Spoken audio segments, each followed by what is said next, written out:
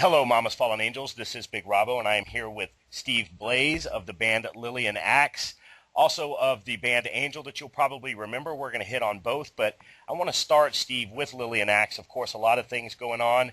We have a new album that's going to be released next week. We've got tour dates that are going on throughout the summer. But I guess some hot off the presses news that not a lot of people may know is that Lillian Axe has a new frontman, and although it's new to Lillian Axe, it's going to be a name that's familiar to a lot of hard rock and heavy metal fans.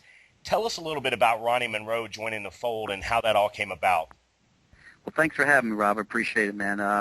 The Ronnie thing came about as a result of him actually, his solo band opened up for us back in, I guess, 2007 when we were on tour, or maybe it was '08. I can't remember. It's all a blur. But Ronnie's solo band opened up for us in Seattle. And I just remember, just saying what a great frontman singer this guy was, And he's very tall. And he's 6'3", yeah. But so many, so many times over the years, you're meeting so many people. You run into certain individuals that stick out in your mind and have star quality, and he was one of them. And just fortunate that we ran into him again at Rocklahoma last year, and it's kind of I guess it was a sign from God that this guy needed to be in with us, because when it came down to it, you start thinking about, man, this is a major move, right? We're going a big step. We have to find the right guy. That's the hardest thing in the world, is to find the right individual to be your lead vocalist.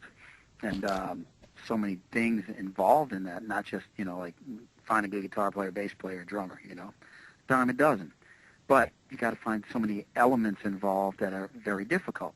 And Ronnie, the idea of Ronnie just popped into my head. I was like trying to think of guys that I'd known and met over the years. And I was like, what about Ronnie? I know it's, styles are a little different. I mean, he's metal thrashing singer, and school of Bruce Dickinson, Jeff Tate, great singers like that. But a little bit different, but I'm like, you know what? Different is good.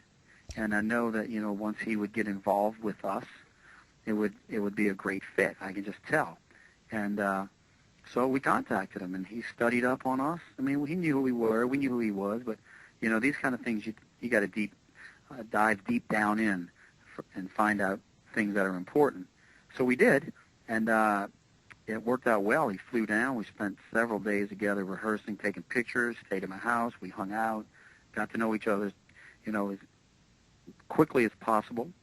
And he's a great guy, great singer, and perfect situation for us. And so we knew pretty much after a couple of days, if you want the gig, it's yours. And he did, and we were happy about it. And the rest is history getting ready to be made.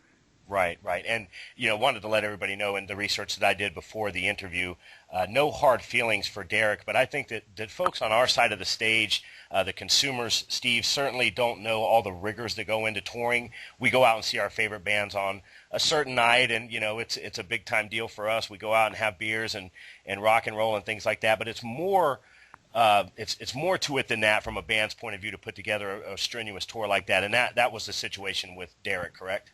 Yeah, he just, he wanted to just do sporadic shows, weekend type shows, that kind of thing. And, we that's just a non-issue and just can't do it.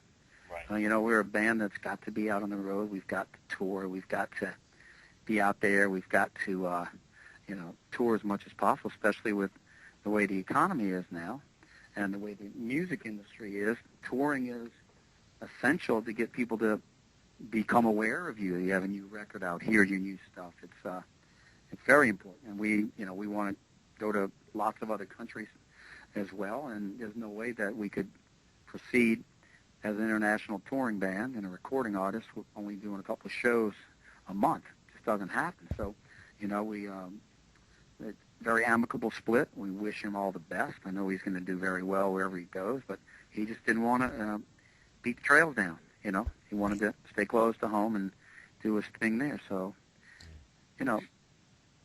all we could do is just, wish him the best, and he's finishing up with a few shows, and then we're good to go.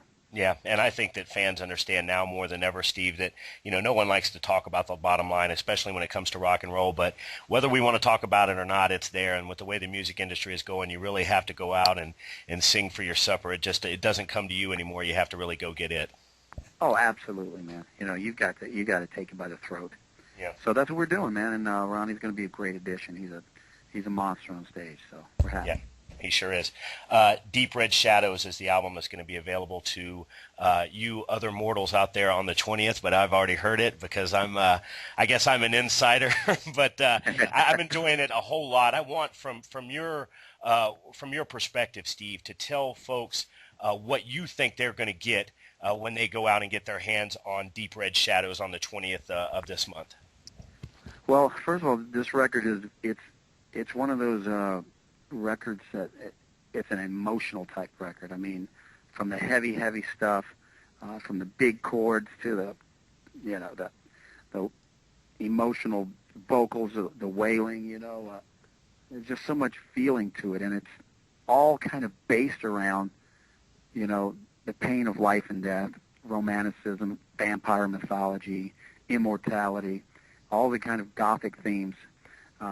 But half of the record is brand new heavy stuff, in the traditional Lillian dark vein. And then there are 5 acoustic cuts, which are 4 of them are acoustic versions of songs from the past, from our previous records, with Derek singing and new recordings with lots of beautiful layered acoustic guitars and strings and whatnot, just different variations of some of our other songs. It started off as an EP, turned into a specialty record with 5 new songs and 4 remakes. And but the new stuff it's really very majestic, and powerful, and big guitars and big vocals, lots of harmonies, but heavy and I guess for lack of a better, it's hard to